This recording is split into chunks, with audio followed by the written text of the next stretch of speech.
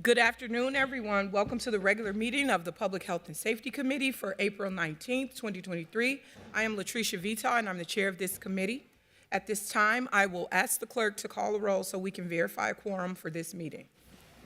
Councilmember Wansley is absent. Rainville. Present. Ellison is absent. Palmisano. Present. Vice Chair Payne. Present. Chair Vita. Present. There are 4 members present. Let the record reflect that we do have a quorum. We have the consent agenda before us. There are 4 items on today's consent agenda. Item 1 is accepting a justice assistance grant from Hennepin County to support police department and city attorney's office initiatives. Item 2 is authorizing the submission of a grant application to the U.S. Department of Justice to hire 10 additional police officers over 3 years to address violent crime and gun violence. Item 3 is the passage of a resolution approving changes to the public art policies and procedures. Item 4 is authorizing agreement with Health Center Connection to host a public health intern in the health department. Is there any discussion on these items? Vice Chair Payne. Thank you, Madam Chair. I'd like to pull item number 2 for a separate vote.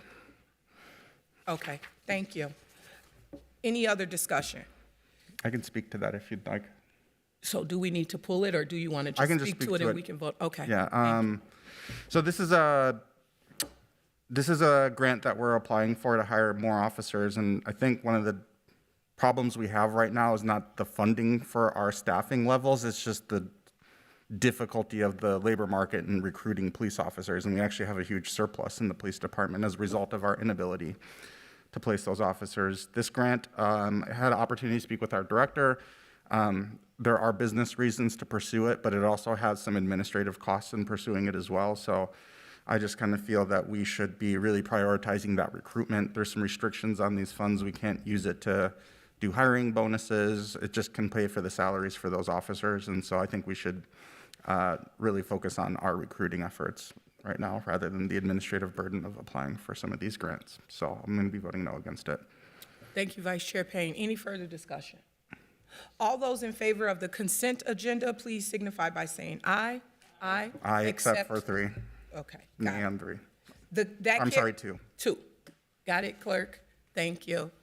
That carries, and the consent agenda is approved. The next item is a discussion item. It's an overview of the appointments to the new Community Commission on Police Oversight. Here to present is Director Alberta Gillespie from the Civil Rights Department. Welcome.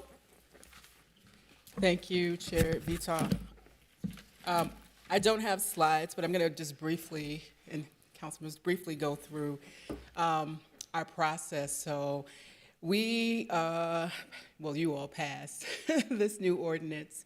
And so we started outreach, a strategic outreach campaign to recruit people to be a part of the Community Commission on Police Oversight. We started a campaign February 1st and it went through March 20th.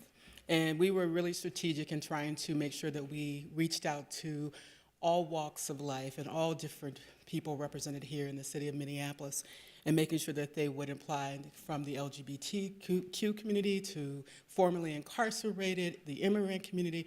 So we wanted to make sure that everybody was a part of this process. We used social media ads, we had paid ads. We also did cultural radio as well, and we leveraged our professional networks. And as a result of that, we had an unprecedented number of applications. So we had over 160 people who applied to be on the community police CCPO. I'm going to get it right. And so, which was really exciting. The actual application opened on February 27th and closed on March 20th, so it was open probably a little longer than most applications. When I say this unprecedented, it for the PCOC, we had probably a couple of years ago, and the clerk can correct me on this, about 7. So you compare that to 7 to 160. I would say what that says to us, or how I interpret that, is that the people in the community are excited and ready to be a part of change and committed to doing their part for that. So the names before you are the folks who actually moved forward. We screened a number of these applicants. They went through an interview process.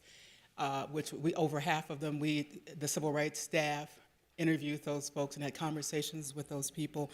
And then we know that all the council members were very thoughtful in the people that moved forward and you determining who you would recommend. And so that list, I think you have the list of the 15 people that are being recommended to be appointed to the council. I will say this, right before coming, I received a card from someone who did not they were not selected to move forward on this commission. But I told the Director Jefferson is the director of OPCR who's here with me, and it just had me overwhelmed with joy because the person who didn't get to move forward thanked us for having a really great process, and they felt we were sensitive to them and that it was a genuine, authentic process. And they complimented us on that process, and that's how we build trust with community members, so we were very excited about that. We've had a number of people who have reached out to us to say, even though I didn't get selected, can I be considered for next time? Can I still be engaged? And so I think that speaks to the commitment of community members and also to the intention of us as a staff and you as council members to make sure that we are engaged in community in a very real and authentic way. So that being said, I know that these members will be considered for appointment on, I hope, April 27th. I think that's the plan.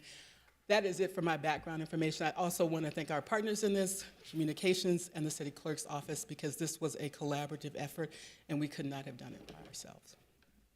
Thank you. Any discussion? Is Vice Chair Payne? No? Councilmember Wansley. Thank you, Chair Vita. First, I just wanted to have clerks record that I'm attending now. So first, just thank you, Director Gillespie, for giving the overview and leading this process. I just wanted to also share for those who, if you apply to be on the CCPO, thank you so much for doing so. Also, in light of probably some of the comments you shared, we know this has been an area where we have not built diligent trust with the public around civilian oversight. There's been numerous high-profile resignations by former members of past civilian oversight bodies, and hopefully this is a new start. I hope that it's not going to be a rebrand of what was not working in the past, and I think a lot of folks that's coming onto this is carrying that commitment as well. So I'm really excited to see this move forward, hopefully be a reinforcement arm of what is already included as a provision in our Minnesota Department of Human Rights legal settlement agreement, where it talks about the need for a robust civilian oversight arm at the city. So I'm hopeful to see this work be carried forward and really addressing the misconduct, the patterns of misconduct that we've seen our officers engage in that has cost taxpayers hundreds of millions of dollars, and really mitigating that. And again, being part of the process of holding problematic officers accountable when they do enact harm against our residents. So thank you so much for giving the overview, and hopeful to see the public comments around this going forward. But just wanted to thank you for that. Thank you, Councilmember. Thank you, Councilmember Wansley. Councilmember Rainville. Thank you, Madam Chair. Director Gillespie, this has been a great process. Thank you for keeping me informed all along. I have a couple questions. One, in assessing the people that were selected by the council members, what's your overall level of, how would I say, eagerness to work with them? What did you see in the selections that were put forth? I will say this, is that first and foremost, I think all of the majority of the people who applied to this really were committed to the things that Councilmember Wansley just spoke about. But the 15 that are moving forward, I have every confidence that those people are the right people to be on this commission. And there were so many great candidates to choose from. So, and I think they understand the task. I will tell you, when we interviewed people, we sent out a copy of the ordinance as well as an infographic about what civilian oversight was, so people who moved forward had a clear understanding of what the expectation would be as a commission member. So I am excited about working with each and every one of these commissioners. Great. And then my last question, are any of the future commissioners in the audience today? Well, I know for sure one is because I don't know them all, but because some of them I've only had phone calls with. But I do know LaTanya Reeves, who is also on our commission for the Civil Rights Commission, is in the audience. Is there anyone else who is here who is moving forward? So we do have the one, Ms. LaTanya Reeves. Great. Well, thank you, and Commissioner Reeves, thank you for volunteering your time to help us move forward and heal our city. Thank you.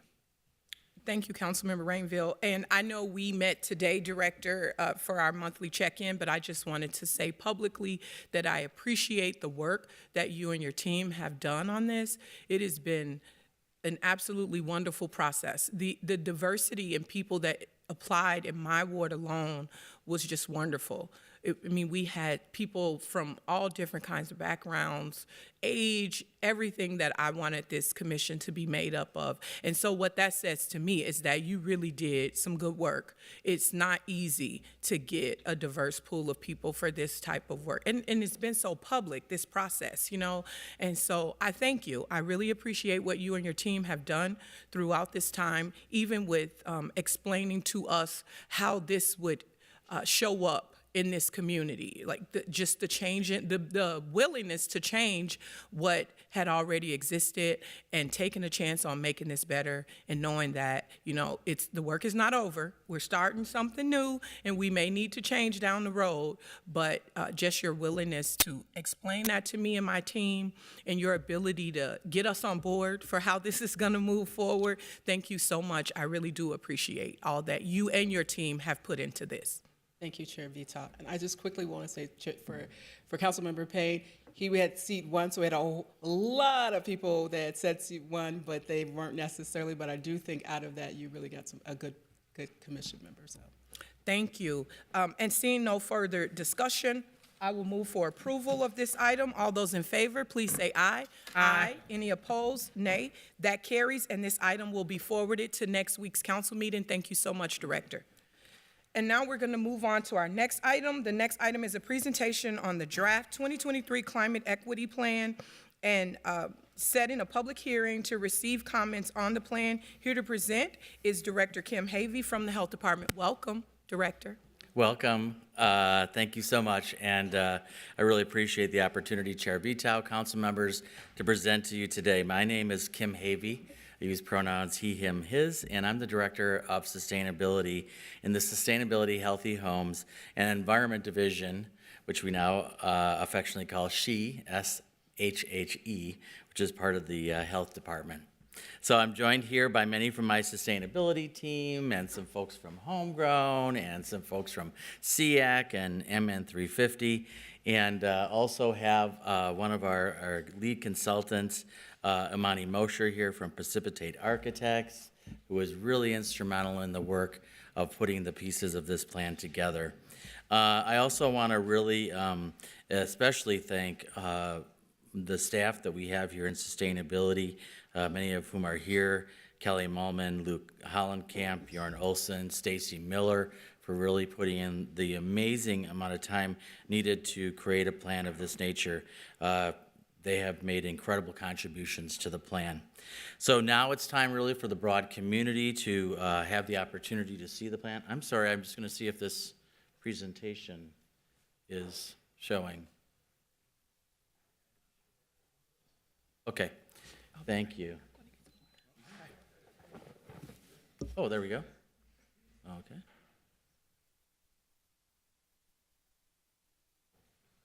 Are you able to advance the slide, or?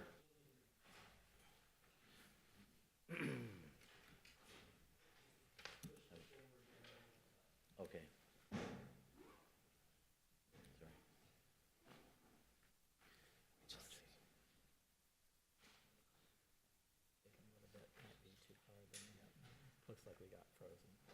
Sorry about that. No worries.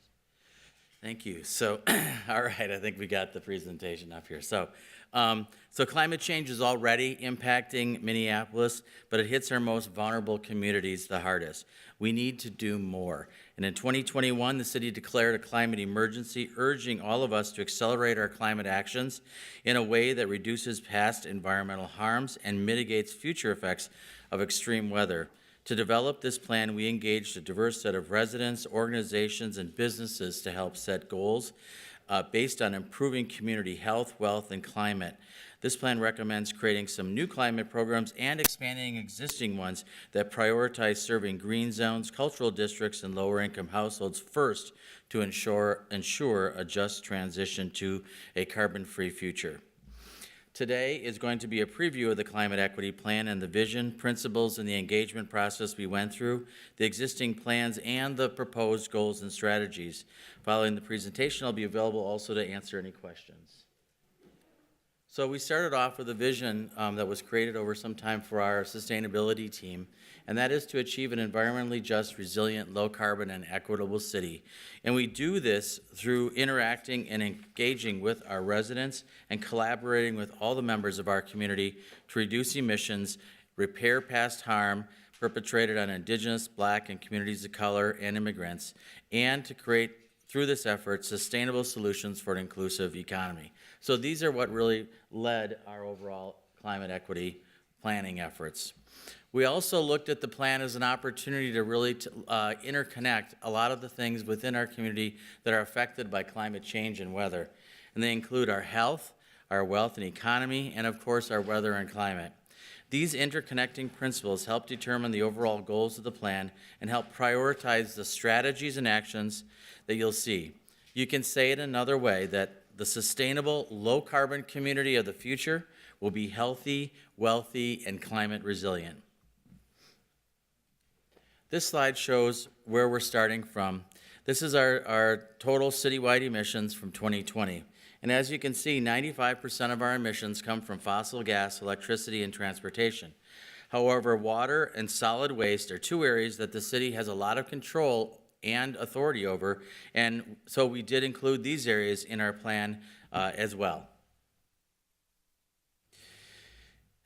In October 21, Mayor Fry pledged commitment to the Race to Zero campaign for the city to proceed immediately in taking all necessary steps in line with the global efforts towards limiting temperature change to 1.5 degrees Celsius, including a pledge to reach net zero GHG emissions by 2050.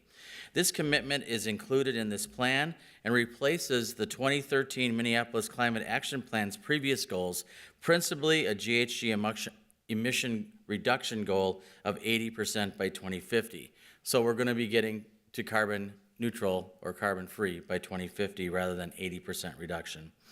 It also adopts a science-based fair share GHG emission reduction goal trajectory that leads to net zero by 2050 and shows an accelerated path between now and 2030, as well as an overall total carbon budget for the city of Minneapolis as a whole of approximately 38 million metric ton equivalents through 2050.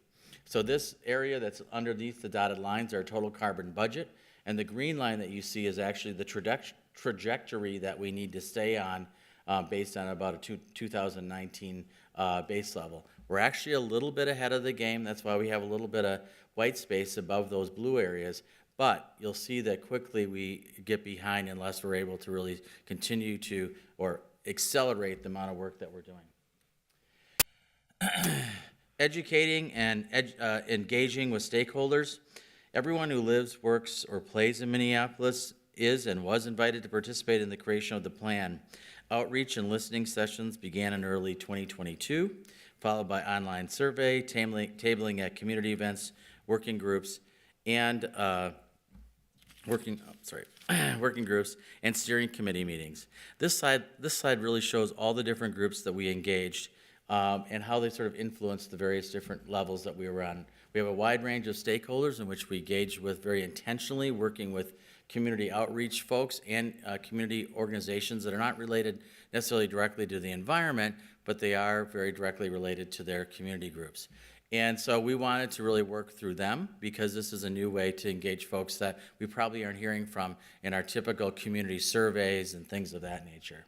And then we also, of course, had our great team of consultants, working groups that are technical experts, the sustainability team, as well as utilities. This is an overall timeline that displays the sequence of the engagement. We really intentionally centered voices from the Black, Indigenous, communities of color, and immigrants, older and younger adults, people with disabilities, and under-resourced residents. And what we heard is that people enjoy a shared sense of purpose. Minneapolis residents feel connected by a shared commitment to achieving a more sustainable, equitable, and resilient Minneapolis. Many find hope in the ability of residents to come together in support of climate equity. This is really an opportunity that resonates with a very broad base of people, from businesses and older residents, young people, people of color, across the board. This is one of those topics and issues where I think we can really all get behind. In addition, green space was identified as a really defining feature of life in Minneapolis, with benefits to human happiness, health, and climate impacts such as reduced heat island effects, reducing localized flooding, and improving the economy. The urban canopy, trails, trees, parks, lakes, backyards, community gardens, native plants, and pollinators they attract were some of the many things that residents highlighted as one of the greatest strengths of Minneapolis. So as we were developing this plan and taking the input from a wide range of folks, we narrowed things down, and these are really, if you had to boil it down, the top 7 strategies from the draft plan. Other city plans, such as the Transportation Action Plan, Food Vision, and Zero Waste Plan, also have prioritized strategies, and many of them are included within this plan. Our sustainability team will be actively working with our colleagues in other departments to support their climate initiatives that are part of this plan. With 70% of our total emissions coming from buildings, we need to insulate thousands of new homes over the next 20 years. This will also help cut the costs of energy for low-income families and reduce their energy burden, all while reducing emissions from fossil gas for heating. There's other strategies that have multiple equity and wealth creation co-benefits as well, and this is why they've made it into these top 7 strategies.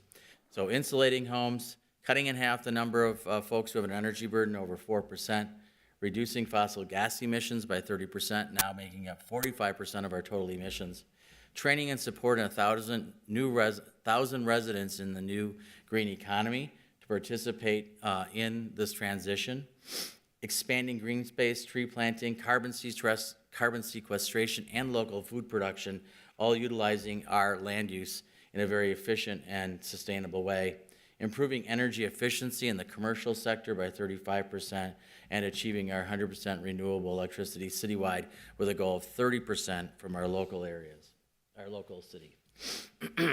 One of our areas here on healthy homes and apartments really affects the majority of people who we talk to, and as our goal here says is to really get into the number of homes. We are really doing only 3 to 4, maybe 500 homes insulating each year. We need to be doing thousands of homes each year, a total of 30,000 homes over the next approximately 15 to 20 years. We want to reduce the use of fossil gas, and we'll do that by getting these energy savings through insulation. And we want to be able to make sure all of our homes are ready for the electric transition. That means removing uninsulated crawl spaces, means getting homes healthy, reducing lead in homes, looking at ways that we reduce radon, improving filtration systems, making homes more comfortable, and the indoor air quality better for folks that are living there. And we want to do this in a comprehensive approach, block by block, similar to what we've seen with the Metropolitan Airports Commission had done in the past, where we are really being specific and systematic about how we're actually ensuring healthy space for everyone to live in. And then we also got a number of interesting programs, one of which is to pilot a equipment maintenance program for furnaces, air conditioning. 90% of people make decisions about what kind of furnace they have based on an emergency failure. And they're not going to be necessarily in the right frame of mind to be putting in a brand new energy efficient or electrified air source heat pump. But with a little planning and the ability to be able to understand the useful life of equipment, we'll really be able to help families prepare for that transition and not make another investment in something that will be producing carbon emissions for 20 years in the future. So looking at ways we can pilot appliance maintenance program is one of the ways we can get at that issue. As I mentioned, green space is really an important component that we heard a lot about. It's also a very effective way to prevent extreme heat effects and reduce localized flooding, all while acting as a very significant carbon sponge. And one of the exciting programs coming here is that we're working with Xcel Energy to use tree trimmings from the city around electrical lines to be able to be turned into biochar, which can then help remediate and improve soil and retain moisture and help grow plants faster. So looking at some of those natural carbon sequestration things as well as our green space enhancement. Carbon-free transportation, emissions from transportation make up 24% of our citywide emissions, and many of these goals are taken directly from our Transportation Action Plan. They include creating multiple low-carbon alternatives to driving a car, and if you do, supporting a transition to electric vehicles. One of the things I heard just this morning is that this year, 30% of all new cars in China that are new cars being sold are electric. The United States is accelerating, but we're still at about 6. So this is going to be a huge acceleration to electric vehicles. But I also would love to have us have an alternative to a car to make the city basically a car optional city if you live in Minneapolis, to have multimodal carbon-free transportation options easily accessible. Green business and workforce, as I mentioned earlier, there's going to be a need for trained, skilled, well-paid folks to help us transition this, our homes, our buildings, our spaces. And just in our estimate from the Center for Energy and the Environment to do the work on transitioning those 30,000 homes, 1 to 4 units, we'll need about 1,000 new workers by 2030. Add that to the work needed on existing commercial buildings, trees, green space, carbon-free district energy systems, and electric vehicles and infrastructure, we will have strong demand for green jobs well into the future. We must use this opportunity to build our workforce from within and expand our outreach efforts to youth and young adults in Minneapolis. We also need many of our homes are to be focusing on multifamily. Now more than ever, the majority of our residents are renters, many of which live in larger 5+ units or high-rise apartments that qualify as commercial. So we need to also look at working with them as part of our benchmarking program, and we've set a goal to increase energy efficiency by 35% and establish an existing building's performance standard along with technical assistance to create a glide path for existing buildings to decarbonize over the next 15 to 20 years. We also want to really expand access to financing through green banks and state and federally funded grants, programs, et cetera. Carbon-free energy systems, ultimately, this is where we're going to be ending up. We really need to look at ways to reduce our energy burden, as I mentioned. We have about 20,000 folks overall that have an energy burden over 4%, the majority of which are BIPOC residents in our community. We want to reduce emissions from fossil gas, now our largest emitter, by 30%, achieve our 100% renewable electricity plan community-wide by 2030, expand local solar funding and action to put as many rooftop solar and localized solar projects as possible, and look at ways to support district energy systems that are carbon-free and using the stored solar energy of the ground or of our aquifers.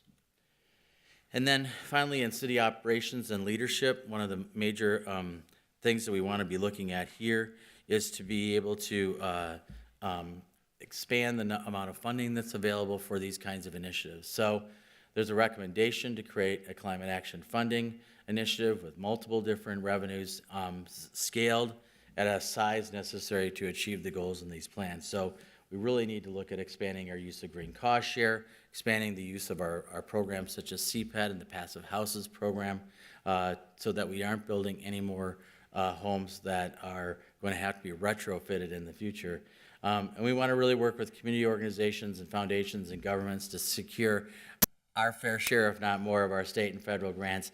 And we want to ensure and be accountable to our residents that Justice 40 investment minimums and the equity and environmental justice goals of this plan are being met. And that's a role that the city needs to play. So the next steps are that today I'm requesting that we set a public hearing for June 7th. The plan is available now on our Minneapolis Climate Equity, as well as a survey and ability to upload comments. So we'll have a 45-day comment period. come back here for public comments on the plan or any final things we want there. And then we would be bringing the plan, we'll be presenting the plan at the Green Zone Summit, as well as that's the Community Connections Conference on June 10th. And that's where we kind of kicked off the planning process last year. And then June 15th, it is planned, if all goes well, that it would come to council on June 15th for full council adoption. We've got a QR code, and if you type in Minneapolis Climate Equity, you'll come up with our website as well to review the full plan. So thank you so much, and happy to answer any questions. Thank you, Director Havey, and that was pretty quick. I think you told me in agenda setting you had 500 slides or something like that. Chair Vito, I was told to cut that down, actually. Good job, really good job. Thank you. Thank you for the presentation. Council Member Payne. Thank you, Chair Vita. I really like how concrete some of the strategies are here. I like the more aggressive targets that we have. One thing that I'm very much grounded in is the fact that I think everybody on this body really agrees on the urgent need for climate action. The hard part is the commitments that we're going to make around it. And so one of the things that, there's a commitment to fund this at the scale that we need, but have we done the cost estimates around, I got the top strategies up. What would it cost to weatherize 30,000 homes?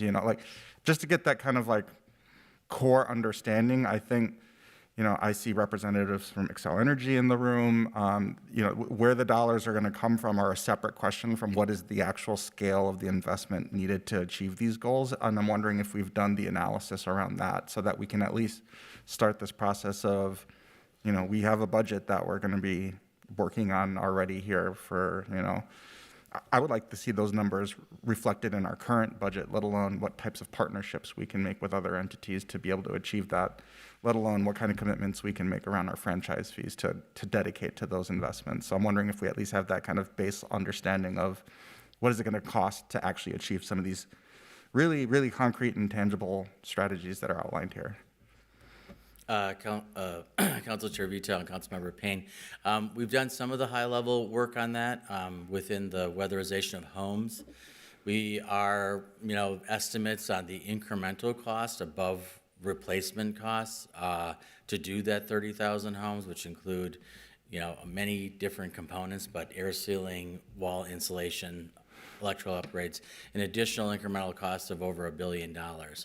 What hasn't been done is to look at the different aspects of how those costs, how many of those are families that potentially could have the majority or all those costs covered by weatherization, what are now these new federal tax credits. So you're absolutely right, kind of the next step is to kind of figure out how we layer the funding.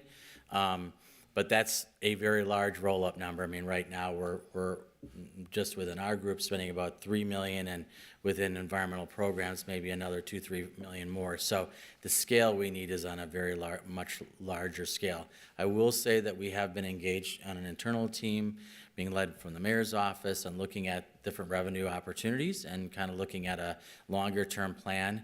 And then we're also digging down, just like you say, to start looking at some of the things. We do have some great audit information from our benchmarking. So looking across the lines, what is the most common way that we're seeing recommendations come through? Are there things that we should be really pushing our building owners to do that are pretty common that we're seeing from these audits? Because we haven't been doing that because we don't have regulatory authority to enforce them to take the recommendations. We can just provide them to them. But the ability for us to look at that too through either a building performance standard or other technical ways, we need to get at those numbers, and we do plan to do that. I'll just throw out another sort of high level number too, looking at our ways to get to local solar. Again, not including the various but to get to our 30% local solar goal, which is a combination of rooftop, community solar gardens, and renewable connect purchases from residents and businesses in Minneapolis, that saying we're looking at another $300 million that would need to be done to expand the amount of local solar we want to get to. And there is additional investment needed within the city's own enterprise and city operations because we do own a lot of older buildings. And we want our energy team to be able to, in property services, to be able to implement that, but it does require getting the dollars in the budget to be able to do it as well, too. So I agree. These are lofty goals. We have, it's a lot of funding that we have to invest there, but when you think about we're spending well in excess of $1 billion from Minneapolis annually on energy bills, it's a matter of trying to tap into all the different resources, and if we can reduce costs and energy bills, use that investment to make things more efficient, we hope to be able to see the transition, having some very good payoffs in a fairly short period of time, not including, of course, the carbon mitigation and greenhouse gas reduction goals we're meeting. Thank you. One follow-up question too.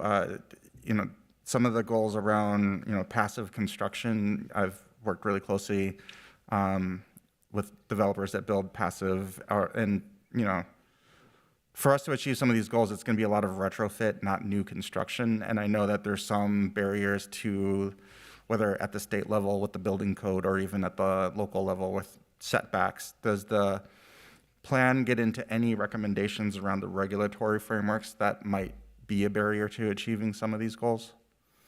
Chair Vito, Councilmember Payne, yes, it does. It gives some recommendations around state legislation, and definitely our team's been very involved in the building code and trying to get the building code to create a glide path towards net zero by 2038 is what is passed now in the Senate and House.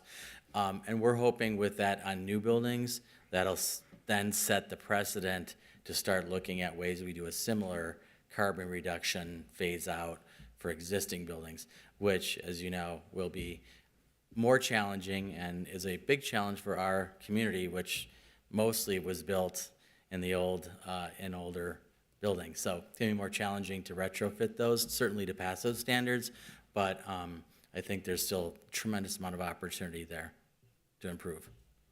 Thank you. Thank you. Councilmember Wansley. Thank you, Chair Vita. Director Havey, questions regarding around funding, for instance, that you segued into around how we need to kind of scale up to be able to fund the massive goals that's outlined it here. I am very much interested to get a more clearer sense of the status of those revenue sources that you're contemplating. I want to name, community members, especially those involved with formulating the Minneapolis Climate and Equity Plan, put out a proposal for a just transition fund, which would get us, using franchise fees or a social carbon cost, known as PCAR. They named some of those revenue generating sources that can help us fund not only the enterprise level initiatives, but most importantly, those outside of City Hall, the green zones initiatives, the community-led projects that could also help complement the work that we're trying to do to reach these robust climate action goals and combat, climate change in its essence. So I wanted to get a sense of, if you could give a more status update on what are some of the revenue sources that you are considering, and also the stage of further developing. Right now, it just says on slide 16, Climate Action Funding Initiative. Where are you at aligning that with the Just Transition Fund recommendations that our coalition partners in the community have named? Chair Vito, Councilmember Wansley, we've been working quite closely with folks from MN 350 and Unidos and SEIU and others, and we're in alignment on PCAR and on franchise fee, and how that gets implemented is still being really explored. There's a lot of different considerations that go into who raising the fees or what have you will impact, including the way that our franchise fee is currently assessed is a flat fee, so it is very regressive, and you pay the lower income pays a bit higher percentage of their income in fees. So we are looking at that right now about maybe trying to figure out how we raise fees on other areas where they're currently lower. So we are going through that. PCAR, one of the unique things that we're looking at doing there is applying a social cost of carbon which was part of the proposal by the Just Transition Coalition. And so how do we apply that? We have to apply it to folks that we know we can get carbon emissions from, and that's the 75 largest emitters, or approximately 75 largest emitters in the city. And some of those folks include, Hennepin County and other institutions. Again, we need to look closely at who will be impacted by those. But we do need to get folks who are required to send their emissions to the Minnesota Pollution Control Agency in order to be even able to assess a fee towards their emissions. But they do send that, and they do track carbon emissions, and we would be one of the first cities in the country to be applying a social cost of carbon to those in addition to the existing PCAR fees. Timing-wise, I know the goal from the mayor's office is to see this move forward in 2023 with things starting in January 2024. I think in the next couple of months there'll be a PCAR proposal that will be available for review, and then that'll be followed by a franchise fee proposal. So this will be a sort of May, June, July. We'll be seeing some more things come out after we've had a little bit more time to assess, like I said, the impacts and who pays and how that, is it setting the right kind of signal? We want to make sure we're sending a signal that says we want to reward people for doing non-carbon related activities, and at the higher carbon emissions, the higher fees you pay. So we're looking at those kinds of assessments as well. But I'm really pleased to say that there's been a lot of movement on that. And we've been working or keeping in communication with our community friends as well as we make more progress. Thank you for that update. I'm really excited about that, especially since I'm one of the co-authors, the primary author of the PCAR ordinance, and really looking forward to working with our staff and community partners and co-authors around advancing that around the summer timeline so we can get, ready to implement in 2024, and hopefully, again, have that be part of a revenue generating source to fund these really, I think the most exciting piece is the community aspect, community-led projects that residents are brilliantly coming up with every single day and asking the city for their support in advancing. My next question was in regards to slide 12, where you talk about the transportation piece. So I'm pretty sure you're aware that council passed the racial equity transportation framework, which was meant to complement the transportation action plan that was passed by council in 2021. Both of these items include goals and action steps that also come with timelines. So can we see something similar to being included with the climate action plan, like how we're integrating, those either prior past actions by council, again, the new amended racial equity transportation framework, how will that relate to the climate equity plan that you're going to be bringing forward? Chair Vito and Councilmember Wansley, a lot of the information that's coming out of our transportation is being driven by climate, that's being within the climate equity transportation area, and carbon-free transportation is being driven by the transportation action plan.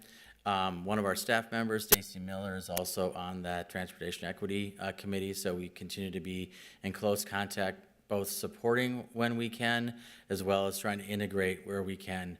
One of the recommendations that's under city operations within the climate equity plan is to establish an enterprise-wide climate sub-cabinet, sort of, that's what it's called in the plan.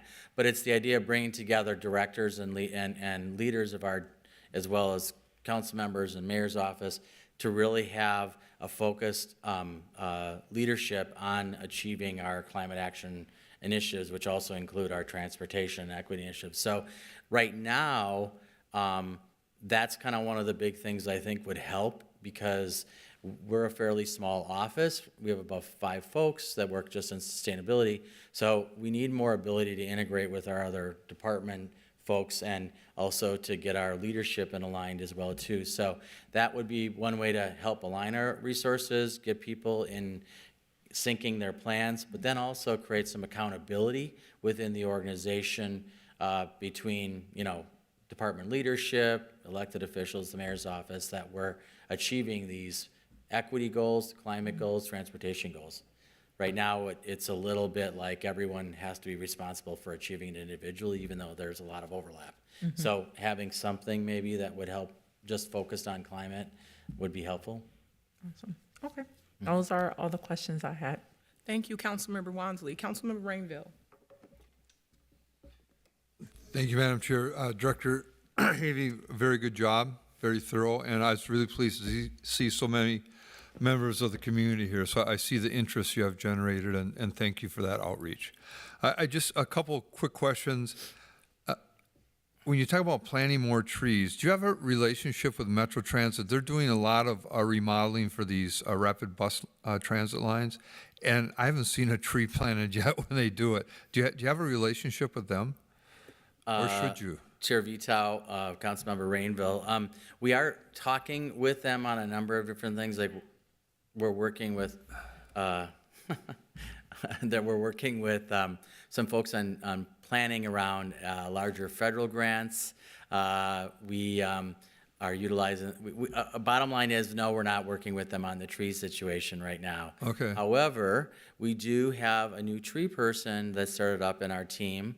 And this is the first time we've had someone who's just responsible for trees that's not focusing on park trees. So this gives us a little bit different perspective, I think. But ultimately, I would need to follow up with Public Works, probably would be the first call. Oh, and I'm not suggesting this to be a burden, but I just see that as an opportunity. And also on that list, put Hennepin County. They have a lot of roads through Minneapolis, and there's not too many trees on those roads. So if those are two great partners for you. Great. I also want to compliment you on the appliance maintenance program. The fact that 90% of appliances are bought in an emergency, so thus thought hasn't gone into them, and you probably buy, as you said, the lowest furnace because you're strapped at the time. You haven't planned to buy a higher efficiency electric furnace. So great, that just stuck out, so very good thinking. And then my last question is, so we have commercial buildings. I'm thinking of downtown with these skyscrapers. You have some newer ones and you have older ones. Is there a big difference in retrofitting as we go through these? Some of these buildings are going to be available now. I just saw where Fifth Street Towers was purchased at a discount. How does that play in the mix? That's got to be great savings opportunity with these skyscrapers.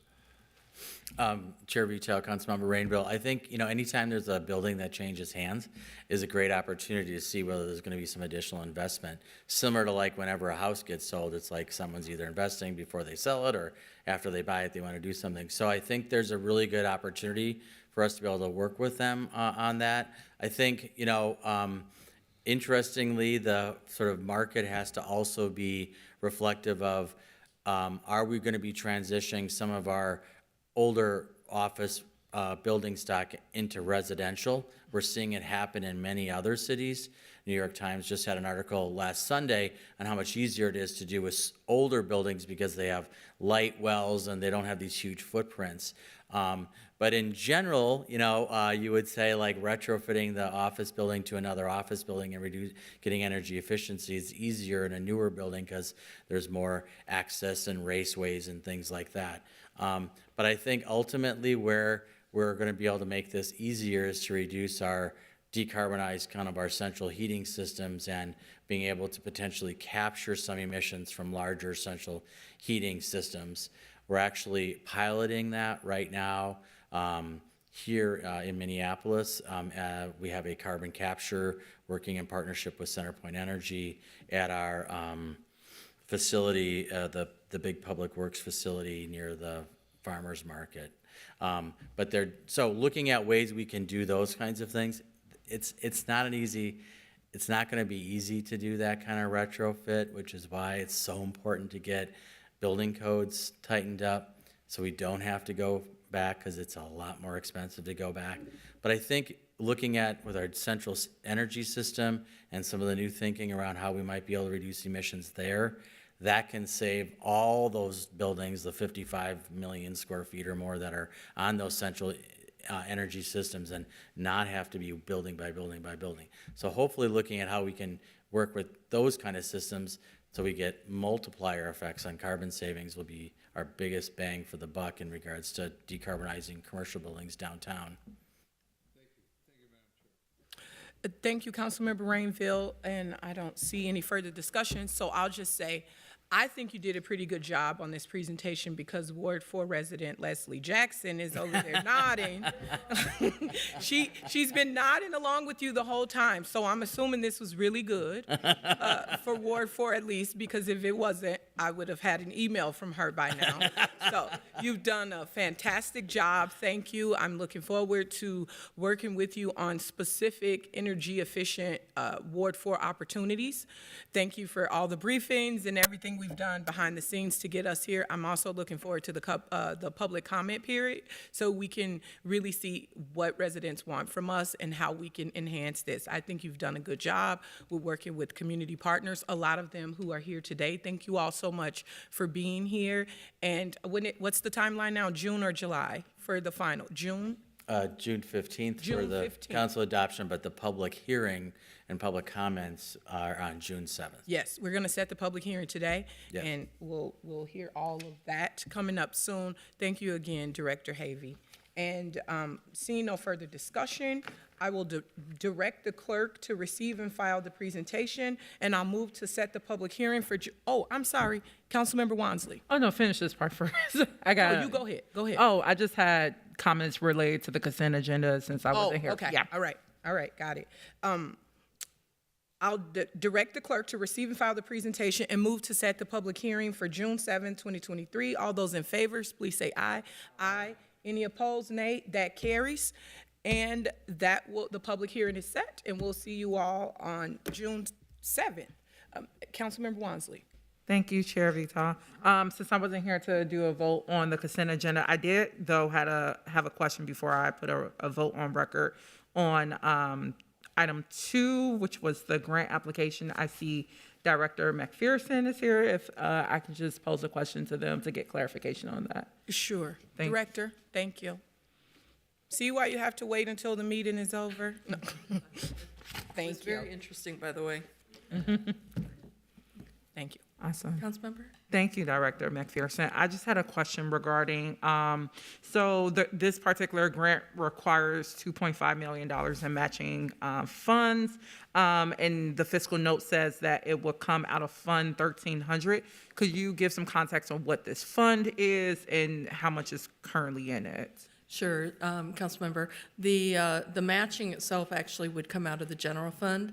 The grant goes through the 1300 fund, which is federal and state, one of the grant funds. They have to be segregated, the grant funds. They don't go through the general fund because the grant funds are stipulated to be used for a specific purpose. So that's why it's a separate fund. Okay, so the city match will come through the general fund. That is correct. Is there, I know we have separate funds, is there a reason why it's not being linked to MPD's budget? I know we have some surpluses that has been recognized over the past several months now in MPD because we don't have 888 officers, so why are we going through taxpayers, general funds versus MPD's budget?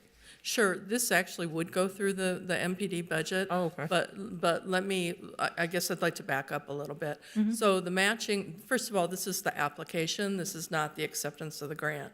And so the acceptance of, if we receive the award, and I will say it's a very competitive award, so there's no guarantee.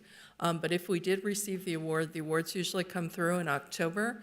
So the way the funding works and the way the timing works, this is probably a 2024 event that would happen. We are not planning on including it in our budget for 2024 because of the competitive nature of the grant. Normally during the budget process, we only budget for things that we're fairly certain that we're going to receive. So one of the items on the consent here was for a JAG grant.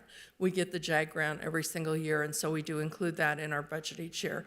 But a COPS hiring grant is an unknown, and so we would not include that until we actually receive it. So that would go in 2024. The matching portion would come out of the general fund. The grant portion itself, that $125,000 over 3 years, that would come out of the 1300 account. In the 1,300 accounts, just clarification, that is the part where we designate federal, some of those external agencies, Yes. funding from that, that's within MPD? Yes, it is for the MPD. But again, The the general cities. fund, I'm Yes. sorry, I used the Yes. term general fund. I apologize, but yes, it's the general fund assigned to the MPD, the funds assigned to the MPD through the budget process. So 1,300 fund, that's the general fund attached to MPD. No, let me, Sorry. let me start over again. So the 1,300 fund is a completely separate fund from the general fund. Okay, and those are grant dollars that are stipulated to be used in a specific manner, which is why they're put into the grant fund. The matching portion, let me just say, instead of using the term general fund, the matching portion would come out of the MPD budget. Got you. That's the main, I was like, general is like, are we talking about Yeah, what the huge. same thing, Public Works, everyone's taps into? Yeah. Okay, good Yeah, I clarification. apologize, that was definitely confusing, so sorry. Awesome. Thank you so much for that clarification, Director McPherson.